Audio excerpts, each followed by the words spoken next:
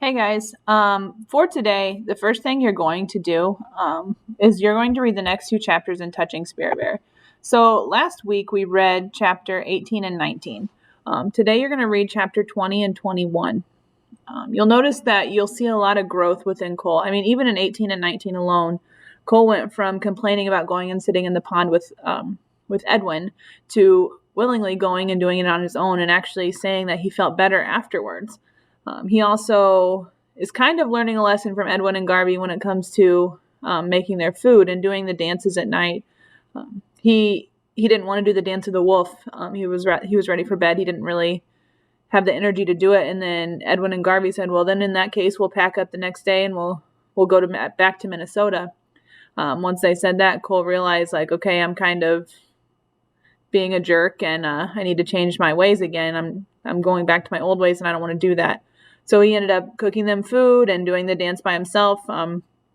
You see some maturing happening from Cole throughout those two chapters. The next two chapters are two good chapters as well. So make sure you're reading chapter 20 and 21. Then after that, you're going to complete a active and passive voice worksheet. Earlier this year, we hit on active and passive voice. The difference in if you're doing something or it's being done. Those are the two differences between active and passive voice. So if you go to Teams, you're going to open the Touching Spirit Bear chapter 18 through 21 active versus passive voice assignment. When you open it, you'll find it, and it'll look something like this. Mine looks a little different because it's not on the online version.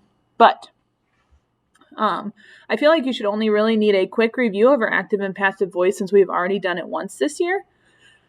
So we're going to go through this worksheet. It says in writing, there are two ways to construct sentences, in the active voice or in the passive voice. While active voice construction is generally more accepted in student writing, there are times in which the passive voice is more effective. Before you know when to use passive voice, you need to know how to construct the passive voice in writing. So, when you write in the active voice, the subject is the focus on the sentence. All of the following sentences are written in active voice. So here are two examples. Cole cooked the last two hamburgers, covering them with mushrooms, onions, and cheese. The rain made the wood slippery and the ground muddy. Okay, so Cole is doing this is cooking. He is cooking the hamburgers. He's covering them with mushrooms, onions, and cheese. So that is active because Cole is currently doing it. The character is doing it. The subject is doing it. The second one, the rain made the wood slippery and the ground muddy. The rain is doing those things. The rain is making the wood slippery. The rain is making the ground muddy. So your subject is doing the action. Then you have the passive voice. So the sentences in passive voice focus on the action being done rather than the person doing it. So here are two examples. Excuse me. The last two hamburgers were cooked and covered with mushrooms, onions, and cheese by Cole. The wood was made slippery and the ground muddy by the rain. Okay, so when the sentences are changed from active to passive, the subject of the original sentence is taken away. This is because the passive structure, the subject, is not important. The action is what the reader focuses on. So we're focusing on what is being done, not how it's being done or who is doing it. So it says, when do we use passive voice? There are different times when passive voice should be used instead of active voice. It's just as important to know when to use it as it is to know how to use it. So you use the passive voice when, and there's 3 bullet points here. The subject isn't as important as what is done. You are making a general statement or announcement, especially to announce a conclusion or results. And you need to sound objective about something and not give an opinion. Generally, TV news reporters and newspapers will use passive voice for all of the reasons listed above. However, authors will sometimes use passive voice in order to emphasize the action of a sentence. If the subject is not as important as what is being done, passive voice might be the best way to write something. Authors use passive voice in fiction in order to create a sense of mystery and suspense. Okay, so we have a general understanding of active and passive voice. And again, we've already covered this once this year, so it should be a pretty general review for you. Active is the action is being done. Passive is the action is being received. So it says in directions. Look at the following sentences. Identify if each is active or passive voice by labeling them with an A or P in the space before the sentence.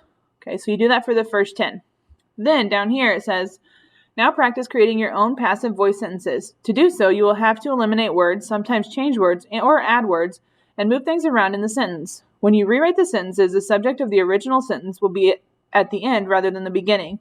Move the subject to the end of the sentence with the word by, and then whatever the subject is.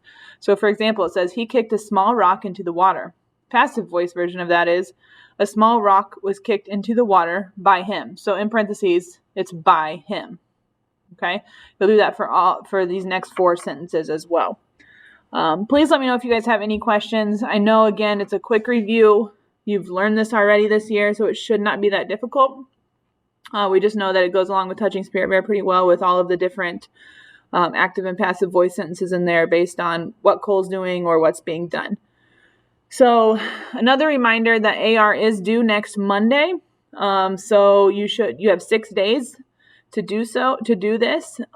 It needs to be a nonfiction test. You need to send me a picture of your score and also enter it in your AR log. I know a few of you have had issues with your AR logs.